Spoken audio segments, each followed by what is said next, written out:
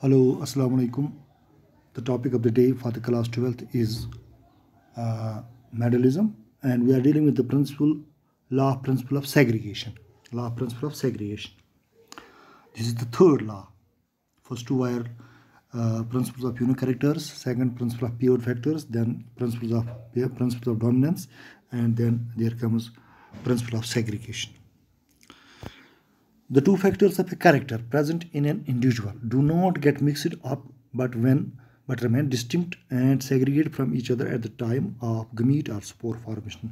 इसमें जो मेंडलिज्म का कंसेप्ट है वो है the two factors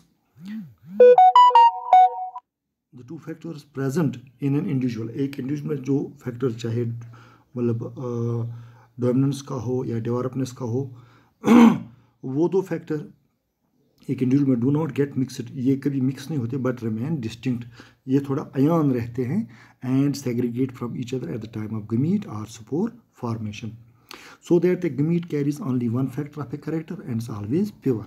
लिहाजा उसमें एक ही कैरेक्टर जाता है और वो प्योर रहता है. This can be explain with the help of monohybrid cross, जिसके जैसे हमने पहले ऊपर वाले इसमें लॉ ऑफ डोमिनेंस में दिखाया आपको. हमने एक रेड फ्लावर को एक वाइट फ्लावर से क्रॉस किया. पहला जो आया वो था हाइब्रिड रेड फ्लावर, उसके बाद हमने सेल्फिंग की. सेल्फिंग में 3 रेड और 1 वाइट आ गया. So this law can be explain with the help of a monohybrid cross से between a pure tall pea plant and a pure dark pea plant perform. Reciprocally, F1 or hybrid plants are all tall. The F2 generation produced through the selfing of F1 plants will be both tall and dwarf in the ratio of 3:1. और जितने हम आगे बढ़ेंगे ratio कितना आएगा 3:1. Further, self breeding of tall plants show 1/3 of tall plants and pure tall, while 2/3 hybrid tall plants like F1 plants. The monohybrid ratio is therefore of two types: phenotypic 3:1 and genotypic 1:2:1. So principle of segregation में हम ये पढ़ते हैं कि जो character होता है एक इंडिविजुअल में, इसको ये डिस्टिंक्ट होता है, अयान रहता है, ऑब्वियस रहता है इन द रेशो ऑफ 3:1. जैसे कि हमने आपको एक कोट एग्जांपल की होमोजाइगस और हेटेरोजाइगस में. अच्छा, इसके बाद actually factors are carried by the homologous chromosomes.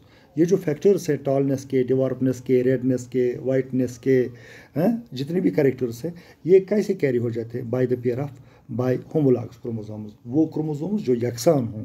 Since there are 2 chromosomes of each type, there are 2 factors of each character. Sexual reproduction occurs meiosis before gametogenesis.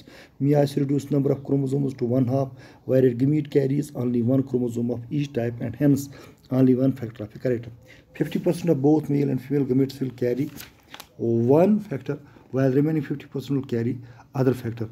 Random union at the time of fertilization will produce 3 types of plants: male gametes,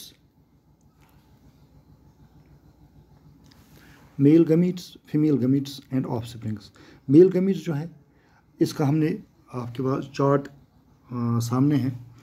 अगर हम 50% मिसाल के तौर पर 0.5 और 1/2 tallness, 0.5 or 1/2 tallness, 0.5 or 1/2 dwarfness, 0.5 or 1/2 dwarfness in case of male gamete. But in case of female gamete it is 0.15 और 1/2 by tallness. दूसरा आएगा स्मॉल, तीसरा आएगा और टॉल, फिर चौथा आएगा small. So offsprings will be 0.25 और 1/4 tall, 0.25 or 1/4 tallness. This is called segregation. अलग अलग से. These results can confirm with the help of Punnett square, considering the law of segregation or purity of gametes to be true. जैसे या आप my dear students इस chart की तरफ आप थोड़ा ध्यान रखिएगा और फिर आप इसमें तवज्जो रखिएगा. अगर हम पेरेंट्स लेंगे, चार्ट आपके सामने है, 2 पेरेंट्स हमने लिया. एक लिया टॉल, इसमें कैरेक्टर होंगे 2 कैरेक्टर प्योर टॉल TT, उसको हमने क्रॉस किया. सेकंड प्योर डार्प से स्मॉल TT, तो गमीट्स को हमने मिलाया. F1 जनरेशन में आ गया टॉल हाइब्रिड टॉल. तो गमीट्स में जो हो दूसरा जो पहला जो आएगा F1 जनरेशन में वो होगा toll and toll.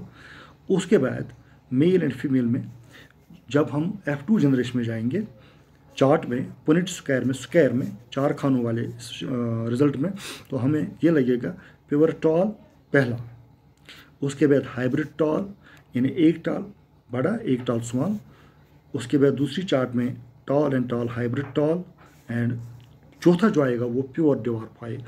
So pure tall hybrid tall and pure dwarf 1:2:1 phenotypic ratio, genotypic ratio.